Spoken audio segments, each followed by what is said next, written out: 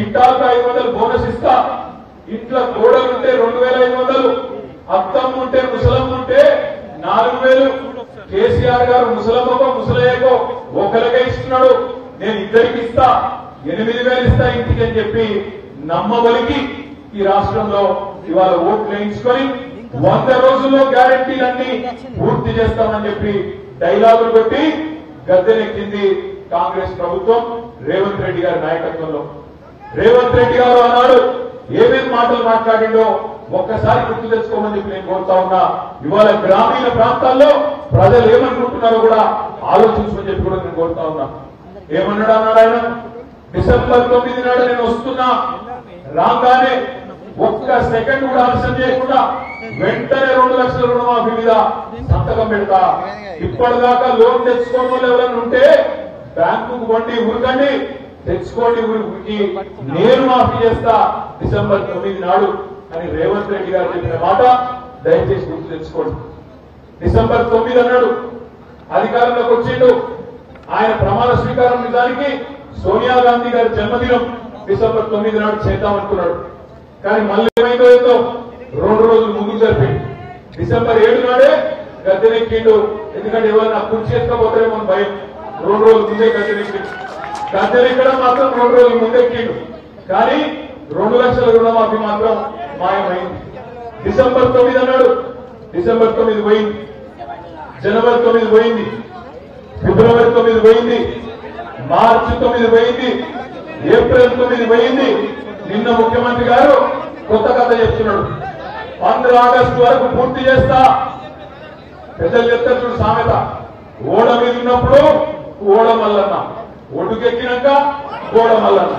ఇప్పుడు ఎలక్షన్ ఉంది కాబట్టి రైతులు ఈ పలకొడతారని అర్థమైంది కాబట్టి ఏమైనా ఆయన డిసెంబర్ 9 అన్నావు, మరి దాటిపై 5 నెలలే ఏం సంగతి అని చెప్పి కర్రు కాల్చి వార్త పెడతారనే భయంతో 15 ఆగస్టు అని చెప్పి కొత్త డైలాగులు కొడతా ఉన్నాడు. అందుకే నేను అంటున్నా, ఇప్పుడు సక్కుబాయి చెప్పింది కరెక్ట్. సక్కుదాదా ఏమన్నాడు, మీకు రుణమాఫీ కావాలి, 2 లక్షల రుణమాఫీ కావాలంటే ఖచ్చితంగా గులాబీ జెండా ఓటేస్తేనే రుణమాఫీ అయితే తప్ప, లేకపోతే రేవంత్ రెడ్డి మాట నిలుపుకునే ఆలోచనలు లేడు. మీకు 2500 రూపాయలు కావాలన్నా, ముసలిలకు 4000 రూపాయలు ఇస్తారన్న మాట నిజం కావాలన్నా, 2 లక్షల రుణమాఫీ ఖచ్చితంగా జరిగి తీరాలన్నా కాంగ్రెస్ కు కర్రు కాల్చి వార్త పెడితేనే, సురుకు పెడితేనే, మనకు ఓటేస్తేనే అక్కడ బండి కదులుతా తప్ప, లేకపోతే మాత్రం రేవంత్ రెడ్డి ఇచ్చిన ప్రతి హామీని ఎత్తగొట్టు కూడా ఖాయం, ఫ్రీ బస్సు కూడా మాయం కూడా పక్కా ఖాయం. ఎందుకంటున్నా ఈ మాట అంటే మీరు చూడండి ఆయన ఏం మాట్లాడుతున్నాడు. ఏమంటాడు, సెక్రటేరియట్ వచ్చింది ముఖ్యమంత్రి, వచ్చి అంటాడు నేను ఇక్కడ లంక బిందెలు ఉంటాయని వచ్చినా, లంక బిందెలు లేవు, ఖాళీ కుండలు ఉన్నాయి అంటున్నాడు.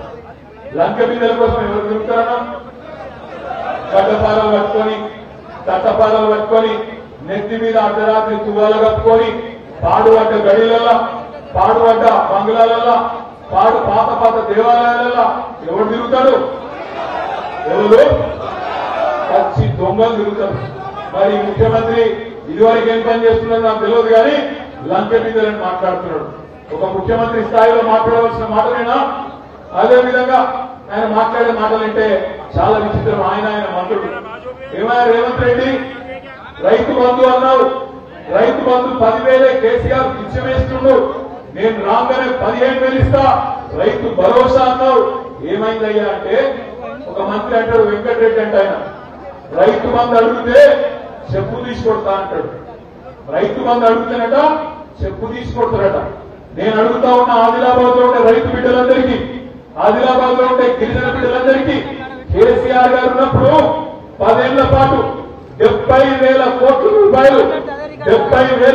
రూపాయలు 70 లక్షల రైతుల ఖాతాల్లో మీరు ఒక్కసారి కూడా అడిగే అవసరం లేకుండా టింగు టింగు టింగు టింగు అని పట్టమాట యాదుకున్నదా?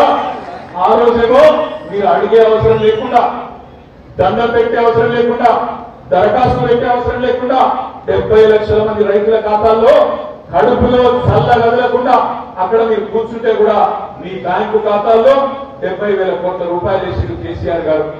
కానీ ఈ రోజు కాంగ్రెస్ నాయకులు రైతు బంధు అడిగితే చెప్పు తీసుకొస్తామంటున్నారు, మరి రేపటి రోజున మే 13న రైతులు చెప్పులు తీసి కాంగ్రెస్ పార్టీకి బుద్ధి చెప్పాలని మాత్రం చెప్తాను. ఆలోచించండి. కేసీఆర్ గారు ఉన్నప్పుడు ఎవ్వరు కూడా అడగవలసిన అవసరం లేకుండా